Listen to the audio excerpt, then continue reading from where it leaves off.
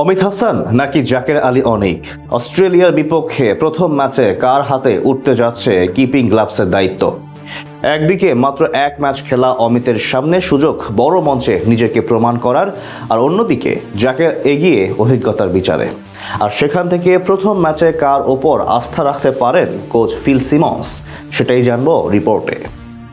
লিটন কুমার দাস নেই ইনজুরির কারণে। মুশফিকুর রহিমও গ্লাভস তুলে রেখেছেন, কয়েক বছর হয়ে গেছে। তাই অস্ট্রেলিয়ার বিপক্ষে প্রথম টেস্টে এক প্রকার দ্বিধায় পড়তে হচ্ছে বাংলাদেশকে, যেখানে ব্যাকআপ কিপার হিসেবে আছেন মোট দুজন, জাকের আলী অনিক এবং তরুণ অমিত হাসান। অস্ট্রেলিয়ার কন্ডিশনে যেই দুজনের জন্যই অপেক্ষা করছে কঠিন চ্যালেঞ্জ। সেখান থেকে প্রশ্ন উঠেছে প্রথম ম্যাচে কার হাতে উঠবে উইকেট কিপিং এর দায়িত্ব, কে সুযোগ পাবেন সেরা একাদশে। দীর্ঘ প্রায় 23 বছর পর তাসমান পারে অস্ট্রেলিয়ার বিপক্ষে সাদা পোশাকের ম্যাচ খেলতে যাবে বাংলাদেশ ক্রিকেট দল। বর্তমান স্কোয়াডে থাকা কোনো সদস্য অতীতে কখনো জাতীয় দলের হয়ে অস্ট্রেলিয়ার বিপক্ষে টেস্ট খেলেননি, তাই স্বাভাবিকভাবে এদিক থেকে বেশ অনভিজ্ঞ টিম টাইগার্স। তার উপর দলের বেশ কয়েকজন ইনজুরিতে। এখন টিম ম্যানেজমেন্টকে সবচেয়ে কঠিন সিদ্ধান্ত নিতে হবে উইকেট কিপিং পজিশনে কাকে রাখবেন সেটি নিয়ে। তাছাড়া এর উপরে নির্ভর করে মিডল অর্ডারের দায়িত্ব ঠিক করতে হবে। সবশেষ অস্ট্রেলিয়ার বিপক্ষে তৃতীয় ওডিআই ম্যাচ খেলতে নেমে ব্যাট করার সময় ইনজুরিতে পড়েন লিটন কুমার দাস, যার কারণে জিম্বাবুয়ের বিপক্ষে পূর্ণাঙ্গ সিরিজের পাশাপাশি অস্ট্রেলিয়ার বিপক্ষে ডারউইনে প্রথম ম্যাচও মিস করেন তিনি। সেক্ষেত্রে বর্তমান স্কোয়াডে কিপার হিসেবে আছেন মোট দুজন, তারা হলেন তরুণ অমিত হাসান এবং জাকের আলী অনিক।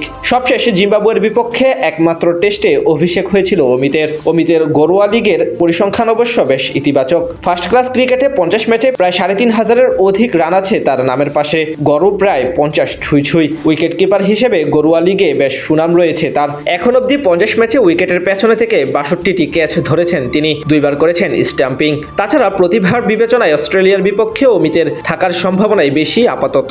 অন্যদিকে জাকের আলী অনিক দীর্ঘদিন জাতীয় দলের বাইরে থাকার কারণে সবশেষ এ টিমের সিরিজে পারফরমেন্স করে আবারও প্রত্যাবর্তন করেছেন ব্যাকআপ কিপার হিসেবে। যদিও তার টেস্টের পারফরমেন্স একেবারে মন্দ না, 6 ম্যাচ খেলে প্রায় 30 গড়ে 337 রান করেছেন তিনি। নামের পাশে আছে 3টি হাফ সেঞ্চুরি। জাতীয় দলের হয়ে লাল বলের ফরম্যাটে 9টি ক্যাচ ও 1টি স্টাম্পিং আছে জাকেরের নামের পাশে। তাই যদি অভিজ্ঞতার বিচার করা হয় তাহলে জাকের আলী অনিককেই উইকেট কিপার হিসেবে খেলানো হতে পারে প্রথম ম্যাচে। তবে তার চেয়ে সাম্প্রতিক প্রেক্ষাপট বিবেচনায় অমিত হাসান এগিয়ে। তারা দুজন বাদেও স্কোয়াডে থাকা সদস্যদের মধ্যে মুশফিকুর রহিমের উইকেট কিপিং করার অভিজ্ঞতা রয়েছে। যদিও 39 বছর বয়সী মুশফিক এখন আর মূল কিপার হিসেবে দায়িত্ব পালন করেন না। আগামী 13 আগস্ট অস্ট্রেলিয়ার ডারউইন স্টেডিয়ামে মাঠে নামবে দুই দল। অস্ট্রেলিয়ার বিপক্ষে সবশেষ 2017 সালে ঘরের মাঠে টেস্ট খেলেছিল শান্তরা, সেখানে 1-1 ব্যবধানে সিরিজ ড্র হয়। এর আগে 2003 সালে সবশেষ টেস্ট খেলার জন্য অস্ট্রেলিয়া সফর করেছিল বাংলাদেশ দল।